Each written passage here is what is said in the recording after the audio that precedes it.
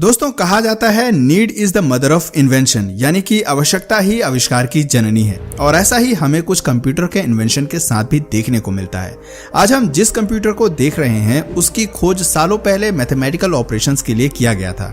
हालांकि समय समय पर जरूरतों के अनुसार वैज्ञानिकों और इंजीनियर्स ने इसमें ढेर सारे चेंजेस किए, जिसका रिजल्ट आज आप खुद अपनी आंखों से देख ही सकते हैं। पहले जो कंप्यूटर एक कमरे के साइज के हुआ करते थे, आज वह 24 इंच के स्क्रीन में सिमट के रह चुके हैं। हालांकि साइज में भले ही ये काफी छोटे हो चुके हैं, पर अगर यूजेस की बात करें तो इनका इस्तेमाल अब पहले से कई गुना ज्यादा होने लगा है। और हो भी क्यों ना, आज के टाइम में हर चीज ऑनलाइन है, डिजिटल का जमाना है। पेपर वर्क की जगह अब कंप्यूटर ने ले ली है। यही वजह है कि आज चाहे कोई प्राइवेट ऑफिस हो या फिर कोई सरकारी बैंक, हर जगह आपको कंप्यूटर देखने को मिल जाएगा। आज टिकट बुकिंग से लेकर ईमेल भेजने तक, ऑनलाइन रिजल्ट देखना हो या फिर स्टडी करनी हो या फिर हमें गेम ही क्यों ना खेलना हो, सभी कामों में कंप्यूटर का इस्तेमाल होने लगा है। इनफैक्ट अमेरिका और जापान जैसे देशों का विकास के पीछे भी मेन रीजन कंप्यूटर ही है। वैसे दोस्तों, कंप्यूटर का इस्तेमाल तो आप सभी करते होंगे, पर क्या आपने कभी ये सोचा है कि दुनिया का पहला कंप्यूटर कौन सा था, उसे किसने बनाया था, और सबसे जरूरी बात कि कंप्यूटर कब और कौन लेकर आया था। वैसे मैं गारंटी के साथ कह सकता हूं कि आप में से ज्यादातर लोगों को भारत के कंप्यूटर की हिस्ट्री पता नहीं होगी। वैसे अगर मैं सही कह रहा हूं तो आपसे रिक्वेस्ट है कि आप इस वीडियो में एंड तक बने रहें, ताकि आप उस नॉलेज को हासिल कर सकें जिससे अभी भी बहुत से लोग अनजान हैं। दोस्तों, सबसे पहले तो आप ये जान लीजिए कि कंप्यूटर का इतिहास आज से लगभग 3000 साल पुराना है। जी हाँ, 3000 साल पुराना। दरअसल 300 BC में चीन में बेबीलोनियंस द्वारा एक मशीन बनाई गई थी जिसका नाम एबेकस था। यह लकड़ी का एक फ्रेमवर्क था जिसमें 2 वायर लगे होते थे। ये दोनों ही वायर एक दूसरे के पैरेलल होते थे और इन वायर के ऊपर बेड के शेप के कुछ स्ट्रक्चर्स लगे होते थे जिनका यूज कैलकुलेशन करने के लिए किया जाता था। इनकी यूटिलिटी को देखते हुए आज के समय में एबेकस का यूज स्कूल में बच्चों को काउंटिंग सिखाने के लिए किया जाता है। दोस्तों, एबेकस के बाद अलग अलग समय में अलग अलग वैज्ञानिकों ने अपनी जरूरत के अनुसार डिफरेंट टाइप्स के कैलकुलेटिंग डिवाइसेस बनाए।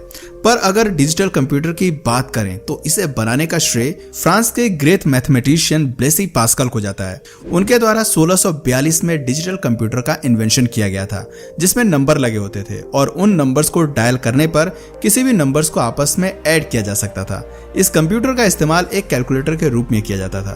दोस्तों, डिजिटल कंप्यूटर के बाद बारी थी मैकेनिकल कंप्यूटर के इन्वेंशन की, और इसका इन्वेंशन साल 1822 में चार्ल्स बेबेज के द्वारा किया गया था।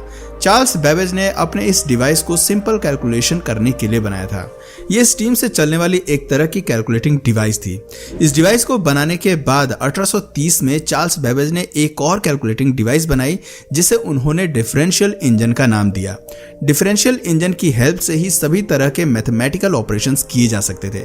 पर चार्ल्स बेबेज अपनी इस डिवाइस को और भी ज्यादा एडवांस बनाना चाहते थे और इसीलिए वो लगातार रात दिन एक करके उस पर काम करते रहे। लेकिन शायद होने को कुछ और ही मंजूर था। 79 साल की एज में 1871 में चार्ल्स बेबेज की अचानक मौत हो जाती है। चार्ल्स बेबेज के मरने के 40 साल बाद 1888 में चार्ल्स बेबेज के बेटे हेनरी बेबेज अपने पिता के काम को आगे बढ़ाते हैं और 1937 में पहला जनरल मैकेनिकल कंप्यूटर बनाकर तैयार कर देते हैं, जिसका नाम एनालिटिकल इंजन रखा गया। दोस्तों, ये कंप्यूटर अब तक के बनाए गए सभी कंप्यूटर से अलग और खास था। ये लगभग हर तरह की मैथमेटिकल प्रॉब्लम्स को सॉल्व कर सकता था। इसके अलावा ये कंप्यूटर इंफॉर्मेशंस को परमानेंट मेमोरी के रूप में स्टोर भी कर सकता था। यानी ये कंप्यूटर पूरी तरह मॉडर्न टेक्नोलॉजी से इक्विप था। आगे चलकर इसी को आधार बनाकर मॉडर्न कंप्यूटर्स का विकास हुआ। यही वजह है कि चार्ल्स बेबेज को फादर ऑफ कंप्यूटर कहा जाता है। दोस्तों, कंप्यूटर के इतिहास का पहला इलेक्ट्रॉनिक कंप्यूटर एबीसी है। एबीसी यानी अतानस ऑफ बेनरी कंप्यूटर। इस कंप्यूटर को लोवा स्टेट यूनिवर्सिटी के physics professor doctor John Vincent Atanasoff ने अपने ग्रेजुएट स्टूडेंट क्लिफोर्ड बेनरी के साथ मिलकर बनाया था। दोस्तों, कंप्यूटर के इतिहास में क्रांति लाने वाला कंप्यूटर ENIAC है। ENIAC यानी electronic numerical integrator and computer. अगर आप नाम से नहीं समझ पा रहे हैं तो मैं आपको बता दूं, ENIAC दुनिया का पहला programmable electronic general purpose digital computer है, जिसे 1945 में बनाया गया था। इस कंप्यूटर को डिजाइन करने और बनाने का काम US आर्मी ने किया था। इसलिए सबसे पहले इस कंप्यूटर को यूएस आर्मी के लिए इस्तेमाल में लाया गया था। यह कंप्यूटर बड़े से बड़ा न्यूमेरिकल प्रॉब्लम सॉल्व करने में कैपेबल था। इसमें प्रोग्रामिंग के थ्रू चेंजेस भी किए जा सकते थे। ENISC अपने समय में उन कैलकुलेशंस को 30 सेकंड में पूरा कर देता था, जो कि उस समय एक आम इंसान को करने में 20 घंटे लगते थे। ENISC की इस खूबी ने उसे अपने समय में काफी पॉपुलैरिटी दिलाई। हालांकि ENISC की एक कमी भी थी, इसका वेट और साइज दोनों ही काफी बड़ा था। अगर साइज की बात करें तो इस कंप्यूटर को किसी जगह पर रखने के लिए 20 बाई 40 फीट का कमरा होना चाहिए था, जबकि इस कंप्यूटर का वेट लगभग 30 टन था। यह कंप्यूटर पर्सनल यूज के लिए नहीं था, इसका इस्तेमाल किसी एरिया स्पेसिफिक से जुड़े लोग ही कर पाते थे। दोस्तों, इस पहले प्रोग्रामेबल कंप्यूटर के बनने के कुछ ही समय बाद पूरी दुनिया में एक इंडस्ट्रियल रेवोल्यूशन आ गया। दुनिया की हर बड़ी कंपनी कंप्यूटर बनाना और उसे बेचकर पैसे कमाना चाहती थी, जिस वजह से अलग अलग समय पर इन कंपनीज ने कई ऐसे इलेक्ट्रॉनिक डिवाइसेस बनाए जो कि कंप्यूटर के मॉडर्नाइजेशन में बहुत काम आए, और इसी के बेसिस पर कंप्यूटर्स को 5 जनरेशंस में बांटा गया। अगर फर्स्ट जनरेशन की बात करें तो इसका टाइम पीरियड 1940 से 56 तक का था, और इस बीच जो कंप्यूटर्स बनाए गए उसमें वैक्यूम ट्यूब्स का इस्तेमाल किया गया था। ये वैक्यूम ट्यूब साइज में बहुत बड़े और वजनदार होते थे, इसलिए फर्स्ट जनरेशन के कंप्यूटर साइज में बड़े और वजनदार होते थे, जिस वजह से उन्हें एक जगह से दूसरी जगह नहीं ले जाया जा सकता था। दोस्तों, ENISC भी फर्स्ट जनरेशन के कंप्यूटर का ही एग्जाम्पल है। इसमें 20,000 वैक्यूम ट्यूब्स, 10,000 कैपेसिटर्स और 70,000 रेजिस्टर्स लगे होते थे। ENISC के अलावा EDSAC, IBM 701 भी फर्स्ट जनरेशन के ही कंप्यूटर हैं। दोस्तों, आइए अब जानते हैं सेकंड जनरेशन के कंप्यूटर को, लेकिन उससे पहले मैं आपको बता दूं कि इस जनरेशन का टाइम पीरियड 1956 से 63 तक था। इस जनरेशन में हमें एक नई टेक्नोलॉजी देखने को मिली थी जिसका नाम ट्रांजिस्टर्स था। इस नई टेक्नोलॉजी ने कंप्यूटर में वैक्यूम ट्यूब्स खत्म कर दिया, जिसके बाद कंप्यूटर्स में वैक्यूम ट्यूब्स की जगह पर ट्रांजिस्टर्स का इस्तेमाल होने लगा। ट्रांजिस्टर्स के इस्तेमाल की वजह से कंप्यूटर का साइज पहले से थोड़ा छोटा हो गया और वजन भी कम हो गया। इसके साथ साथ कंप्यूटर की प्रोसेसिंग भी फास्ट हो गई। इस जनरेशन के कंप्यूटर में IBM 7070, फिल्को ट्रांजेक S1000 और RCA 501 का नाम शामिल है। इन सभी कंप्यूटर्स में TX0 ट्रांजिस्टर्स का इस्तेमाल किया गया था, जिसका इन्वेंशन 1956 में हुआ था। 1956 से 1963 तक इस तरह के कंप्यूटर काफी इस्तेमाल में लाए गए, लेकिन 1964 में एक और नई टेक्नोलॉजी सामने आती है जिसे थर्ड जनरेशन की शुरुआत माना जाता है। यह नई टेक्नोलॉजी IC यानी कि इंटीग्रेटेड सर्किट का था, जिसने कंप्यूटर से ट्रांजिस्टर्स का काम खत्म कर दिया। इससे कंप्यूटर का साइज और छोटा हो गया और साथ ही ये सेकंड जनरेशन के कंप्यूटर से और भी ज्यादा फास्ट कैलकुलेशन करने लगा। दोस्तों, IC के इन्वेंशन के बाद से दुनिया में कंप्यूटर का रूप ही बदल गया, और इसका अंदाजा आप इस बात से लगा सकते हैं कि आज भी ICs का इस्तेमाल कंप्यूटर में किया जाता है, और इसी तरह से थर्ड जनरेशन को गोल्डन जनरेशन का नाम दे दिया जाता है। दोस्तों, थर्ड जनरेशन के बाद 1972 से फोर्थ जनरेशन की शुरुआत होती है। इस जनरेशन का महत्व इसलिए भी बढ़ जाता है क्योंकि इसमें कंप्यूटर्स एक बड़े कमरे से निकलकर लोगों के डेस्क तक आ गए थे। दरअसल इसी जनरेशन में माइक्रो प्रोसेसर का इन्वेंशन हुआ, जिसने कंप्यूटर को सुपर फास्ट के साथ साथ कॉम्पैक्ट और डेस्कटॉप तक ला दिया, जिस वजह से आम इंसान भी अब बहुत ही आराम से इसे खरीद सकते थे और उसका यूज कर सकते थे।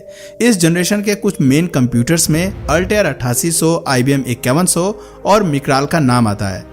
दोस्तों, इसके बाद आता है फिफ्थ जनरेशन। ये जनरेशन कंप्यूटर के युग का सबसे मॉडर्न जनरेशन है, जिसकी शुरुआत हुई है साल 2010 में, लेकिन ये अभी भी चल रही है और शायद आगे भी चलती जाएगी, क्योंकि इस जनरेशन के कंप्यूटर में AI यानी कि आर्टिफिशियल इंटेलिजेंस का इस्तेमाल किया जाता है।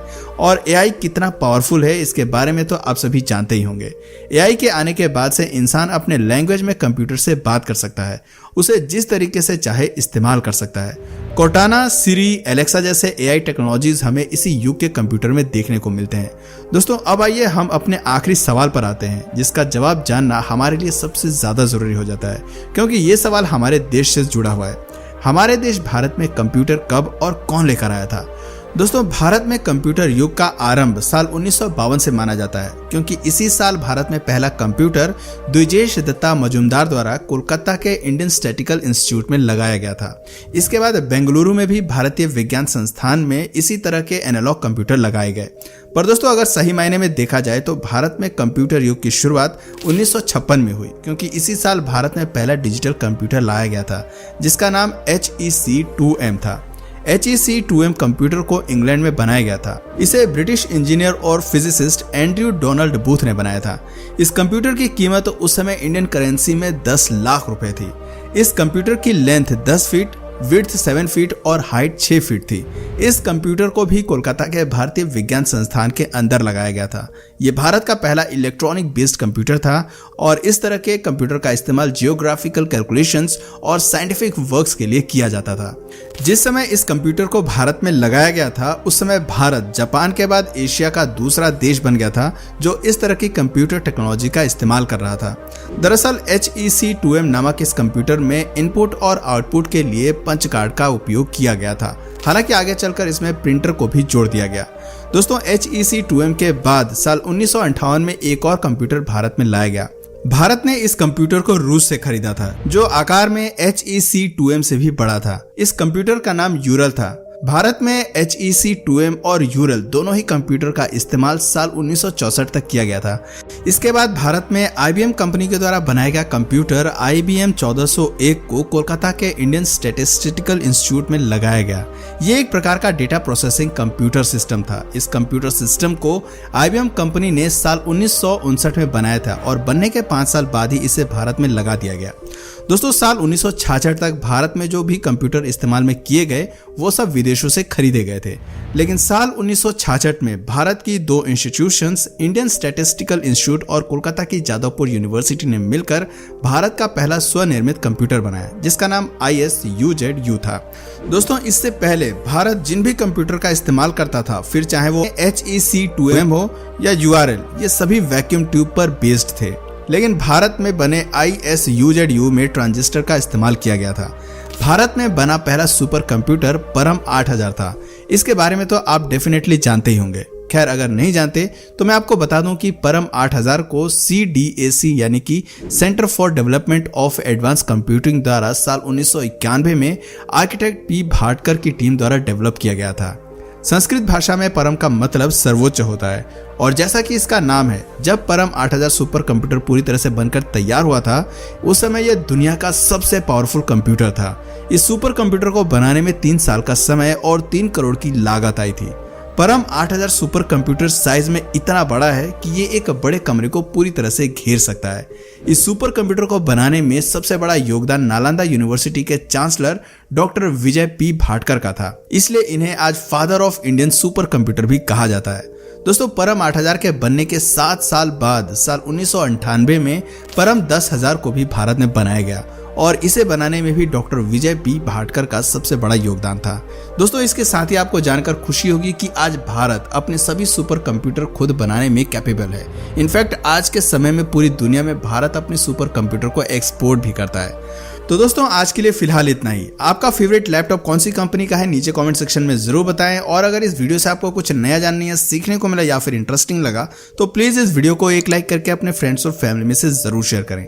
और यदि आप इस चैनल पर नए हैं तो प्लीज इस चैनल को सब्सक्राइब करके बेल नोटिफिकेशन आइकन को ऑन कर लीजिए ताकि हमारे आने वाले वीडियोस आप मिस ना करें। मिलते हैं फिर किसी वीडियो में नए टॉपिक के साथ। तब तक के लिए नमस्कार।